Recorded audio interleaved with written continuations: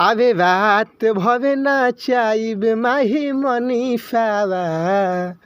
हई मरद बाज हई मरद हिरान।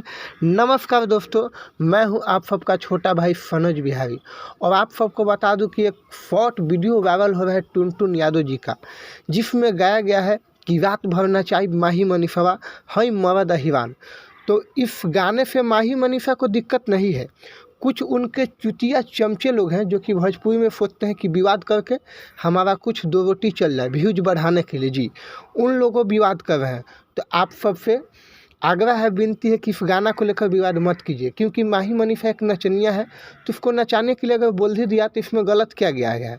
और बहुत बढ़िया गाना है, आप लोग लगन में ज़्यादा से ज़्यादा बजाइए और इस गाना को प्यार दुलार दीजिए कि रात भर नचाई वे पयालवा हई मरद हिरान। और आप सबको क्या कहना है कमेंट बॉक्स में कमेंट करके बताइए और इस वीडियो को ज़्यादा से ज़्यादा शेयर कर दीजिए। धन्यवाद।